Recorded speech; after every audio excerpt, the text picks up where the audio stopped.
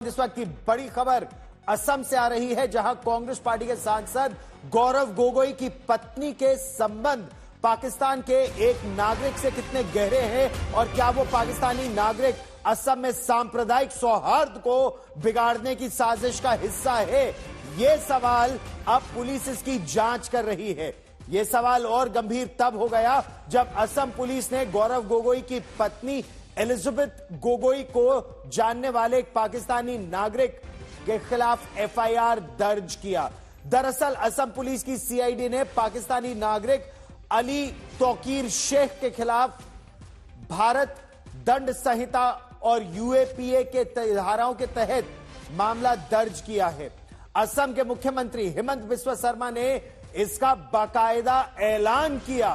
दरअसल कल असम राज्य कैबिनेट ने इस पर निर्णय लिया और आज भारत में कथित विदेशी हस्तक्षेप की बढ़ती चिंताओं के बीच ये एफआईआर रजिस्टर करने का आदेश दिया गया। आरोप ये कि पाकिस्तानी नागरिक अली तौकीर शेख और कांग्रेस सांसद गौरव गोगोई की पत्नी एलिजाबेथ गोगोई एक कंपनी में काम कर चुके हैं, लगातार संपर्क में है। पर्यावरण के नाम पर इस कंपनी में जो काम हो रहा था, कहा यह जा रहा है कि जो पाकिस्तानी नागरिक है वो आईएसआई के लिए काम कर चुका है, पाकिस्तान की सरकार के लिए वो कई बार पाकिस्तान की नुमाइंदगी कर चुका है और उसने इस तरह के कई बयान दिए हैं जिसमें असम में सांप्रदायिक सौहार्द को बिगाड़ने की साजिश है। मुख्यमंत्री हेमंत बिस्वा शर्मा के अनुसार ब्रिटिश नागरिक एलिजाबेथ गोगोई यानी कांग्रेस सांसद गौरव गोगोई की जो पत्नी है, इस्लामाबाद में जब वो रह रही थी तो उस दौरान लीड पाकिस्तान नाम के एक एनजीओ के साथ उन्होंने काम किया था। मुख्यमंत्री का यह कहना है कि अली तौकीर शेख के पाकिस्तान की सरकार, पाकिस्तान की राजनयिक हलकों में और पुलिस सूत्रों के मुताबिक पाकिस्तान की आईएसआई के साथ उसके संबंध रहे हैं, जो भारत के लिए एक चिंता का विषय है। असम के मुख्यमंत्री ने यह सवाल भी उठाया कि गौरव गोगोई की पत्नी ने अब तक विवाह के इतने वर्षों बाद भी भारत की नागरिकता क्यों नहीं ली। It may be coincidence, but the MP has to explain. You cannot avoid questions. You have to explain that yes, I know him, I do not know him, but now I cannot say whether he knows him or not. It is for him to explain. Now, you see, even Sonia Gandhi has taken Indian citizenship. The leader, the national president of the Congress party, she has also taken Indian citizenship. Now, why you have not taken Indian citizen? Purely it is your personal matter. I cannot comment.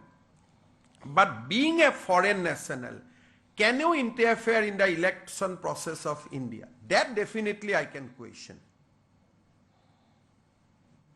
And they have to answer in a court of law. They have to answer before police or other. तो असम सरकार की cabinet ने असम की police को आदेश दिया कि इसकी जांच की जाए और इस पर असम पुलिस ने, सीआईडी ने जांच शुरू कर दी है, एफआईआर दर्ज किया है। इन आरोपों को कांग्रेस पार्टी के सांसद गौरव गोगोई ने सिरे से खारिज किया है, राजनीतिक तौर पर बदनाम करने की साजिश बताया है। गौरव गोगोई ने कहा है कि 12 महीने बाद होने वाले चुनाव में हार को देखते हुए मुख्यमंत्री हेमंत बिस्वा शर्मा इस तरह के बयान दे रहे हैं। क्योंकि मुख्यमंत्री डरे हुए हैं और डर के कारण हर दिन अपनी स्थिति को वो बदलते रहते हैं। कांग्रेस दल की स्थिति स्पष्ट है कि अगर उनको कोई जांच करनी है तो जांच करे। हम अपनी स्थिति पर अटल हैं और भय, उनके बीच में जो भय है उसका कारण एक है, आज के 12 महीने बाद होने वाले निर्वाचन। उस निर्वाचन में उनकी हार निश्चित है, उनको पता है। उनकी कुर्सी जाएगी, उनको पता है। और इसीलिए उनको भय है कि भविष्य में जो कांग्रेस की सरकार बनेगी असम में, तो उनका भविष्य क्या होगा, उसको लेकर उनके मन में चिंता है। तो इस पूरे मुद्दे को लेकर कांग्रेस और बीजेपी के बीच इस समय जबरदस्त जुबानी जंग छिड़ी हुई है। भारतीय जनता पार्टी ने इसे राष्ट्रीय सुरक्षा से जुड़ा मुद्दा बताया, तो कांग्रेस बीजेपी पर ही पाकिस्तानियों से हमदर्दी रखने का आरोप लगा रही है। लोकसभा में उपनेता श्री गौरव गोगोई का जिस प्रकार के जॉर्ज सोरस के इस फाउंडेशन के साथ कनेक्शन नजर आता है, पाकिस्तान की एम्बेसी में उनकी बातचीत की फोटो और भारत में आकर भारतीय सेना, भारतीय वायुसेना, भारतीय अर्धसैनिक बलों के विरुद्ध कटुतापूर्ण शब्दों का इजहार करते हुए ये बातें अब बहुत साफ दिखाई पड़ती हैं कि देश के ऊपर आघात करने के एजेंडा बहुत साफ है कि विदेशी शक्तियों के लिए, जो भारत के विरोधी शक्तियां हैं, उनके लिए कांग्रेस की मोहब्बत की दुकान है, जिसमें मोहब्बत सोरस से भी है, मोहब्बत चाइना से भी है, और भारत के अंदर एक दूसरे से लड़ाने का विधान है।